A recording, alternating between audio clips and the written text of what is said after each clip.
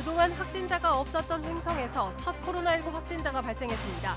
영국을 통해 입국한 33살 유학생으로 입국 후에는 가족과 함께 집에서만 생활한 것으로 보입니다. 세 번째 맞대결을 벌이는 원주 을, 송기현, 이강우 후보의 방송 토론회가 열렸습니다. 사실상 결승전에 나선 두 후보는 주요 현안에 대해 한치의 양보도 없는 치열한 토론을 벌였습니다. 이번 총선 원주 갑 선거에서는 기업도시 표심에 관심이 집중되고 있습니다. 보수 지지세가 강했던 읍면 지역에 기업도시가 들어서면서 어떤 결과가 나올지 주목됩니다.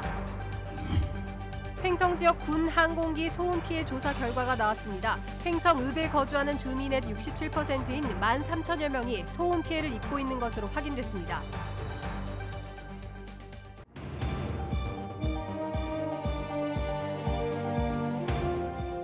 안녕하십니까. 뉴스데스크 원주입니다. 횡성에서도 코로나19 첫 확진자가 나왔습니다.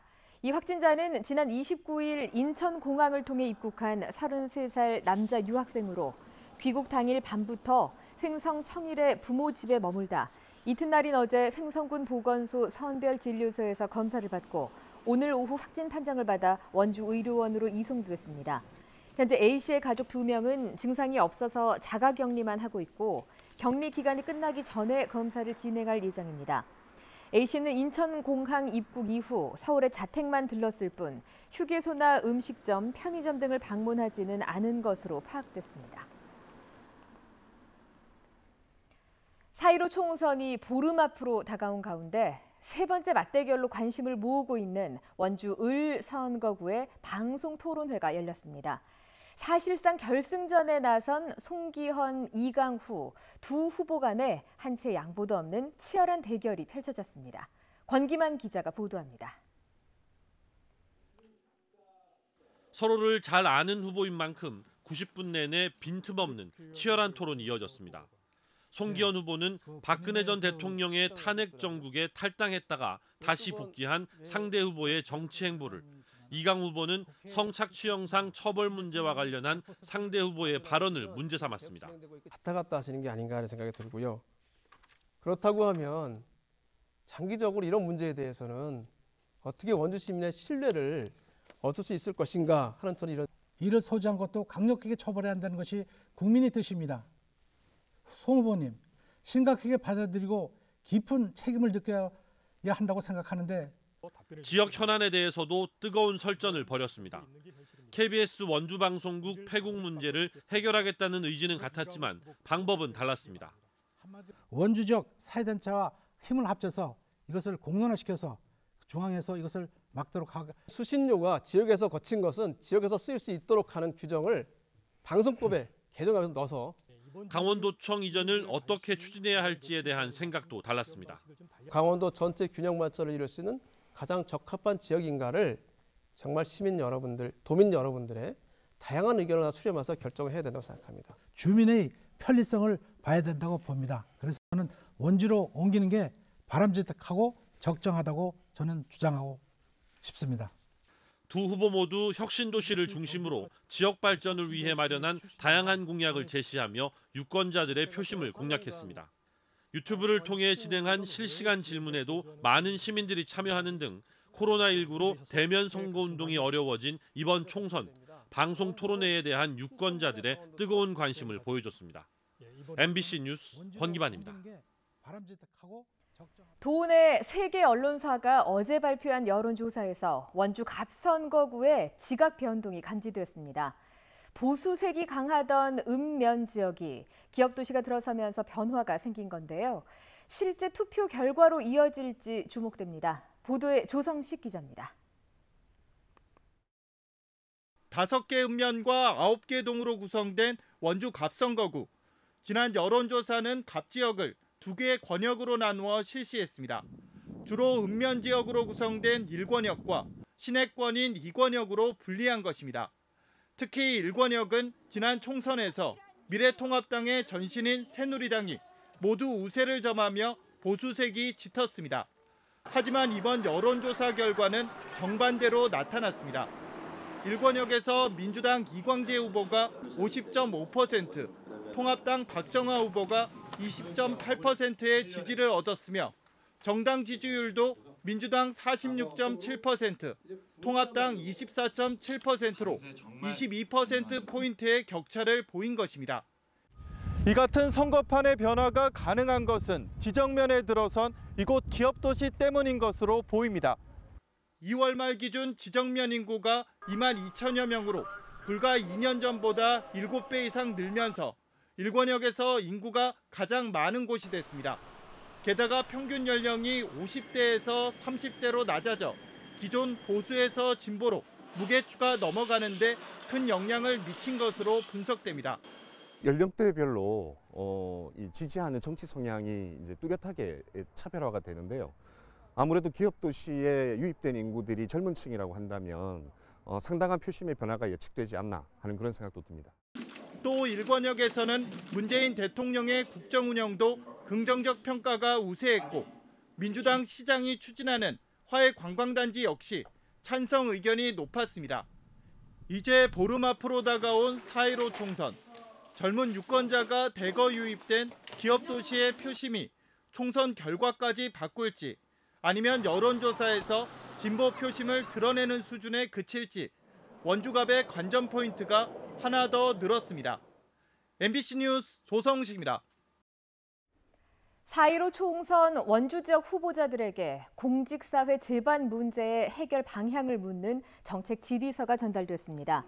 전국 공무원 노동조합 원주시지부는 원주갑의 이광재, 박정하, 권성중, 원주을의 송기헌, 이강후 모두 5명의 총선 후보에게 정당 정책 질의서를 전달했습니다. 질의서는 공직사회 성과급제와 직무급제, 노조활동으로 해고된 공무원의 복직, ILO 국제노동기구 기준에 맞는 공무원의 노동기본권 보장 등 10개 현안에 대한 각 후보와 정당의 찬반 의견을 묻는 내용입니다. 정상적인 학교 수업도 TV 시청이나 대화도 불가능하다. 이 공군부대와 접해 있는 횡성지역 주민들의 호소입니다. 소음이 점점 심해지면서 횡성읍 주민 3분의 2가 소음 피해를 입고 있다는 조사 결과가 나왔습니다. 김진아 기자입니다.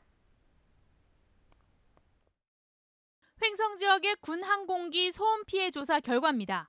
지난 2005년 활주로 인근에서만 90웨클의 소음도가 측정됐는데 14년이 지난 작년에는 활주로 주변 마을까지 90웨클띠가 확대됐습니다.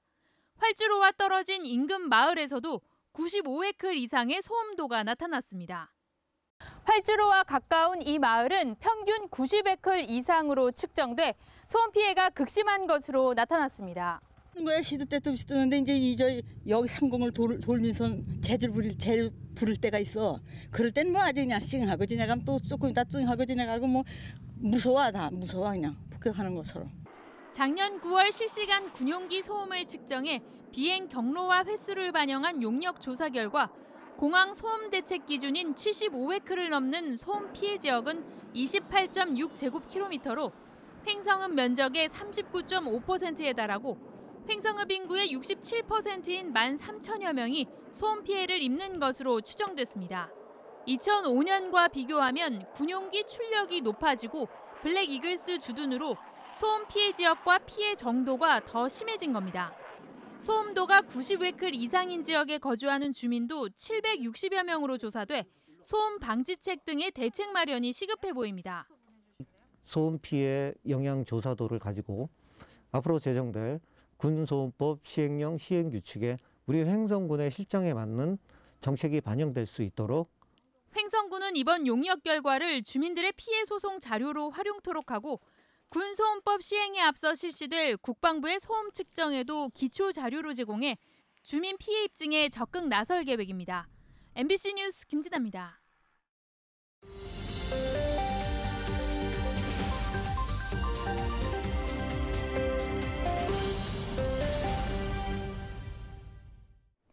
코로나19 취약계층 30만 명에게 40만 원씩 지원되는 강원도 생활안정지원금 신청 접수가 내일부터 순차적으로 시작됩니다. 연 매출액 1억 원 미만의 소상공인은 내일부터 20일까지 읍면동 사무소에서 실업급여 수급자와 청년 구직활동 지원 대상자는 읍면동 사무소와 인터넷 강원 일자리 정보망을 통해서 1차 신청을 받습니다. 지급 시기는 중복 여부와 자격 심사 등을 거쳐 4월 말이 될 것으로 예상됩니다. 기초연금, 장애인연금, 한부모 가족 등은 별도 신청 없이 세대 단위로 오는 10일 전에 지급될 예정입니다. 정부의 재난소득 지원 발표로 생활안정자금 지급을 기획했던 지자체가 고민에 빠졌습니다. 원주시는 강원도에 이어 정부가 소득 하위 70%의 재난소득을 지원하기로 결정하면서 이른바 중복 지원이 적절한지 내부 논의에 들어갔습니다. 이와 함께 정부 지원에 따른 지방비 비율을 부담하고 추가 지원이 가능한지 검토하고 있습니다. 한편 원주시는 지난 25일 긴급 생활안정자금 지원을 결정하고 300억 원의 예산을 투입해 중위소득 이하 가구에 1인당 30만 원을 지급한다는 계획을 밝힌 바 있습니다. 횡성에서 유학생 확진자가 나오면서 강원 도내 코로나19 누적 확진자가 37명으로 늘었습니다. 최근 유럽과 미국 등에서 입국한 유학생의 확진 사례가 잇따라 발생하면서 자가격리자는 어제보다 91명 늘어난 341명으로 증가했습니다. 또 도내 해외 입국자 628명 가운데 현재까지 354명이 진단 검사를 받았고 이 가운데 7명이 확진 판정을 받았습니다. 중증 환자였던 원주 16번째 확진자가 어제 퇴원하면서 원주 확진자 17명 가운데 13명이 완치됐고 도내 완치자도 23명으로 늘었습니다. 코로나19 사태로 초, 중, 고등학교의 개학이 연기된 가운데 지역 대학들의 온라인 수업 기간도 속속 연장되고 있습니다. 상지대는 오는 6일 대면 수업을 시작하려는 계획을 중단하고 온라인 강의 기한을 2주 연장했고 한라대도 대면 수업 재개 시점을 연기하고 온라인 수업을 일주일 연기했습니다. 연세대 미래캠퍼스는 온라인 수업 연장을 검토하고 있습니다. 한편 일부 대학의 경우 대면 수업이 불가피한 실험, 실기 과목의 경우 학교 당국의 승인 하에 대면 현장 수업을 일부 허용하고 있습니다. 뉴스데스크 원주를 마칩니다. 고맙습니다.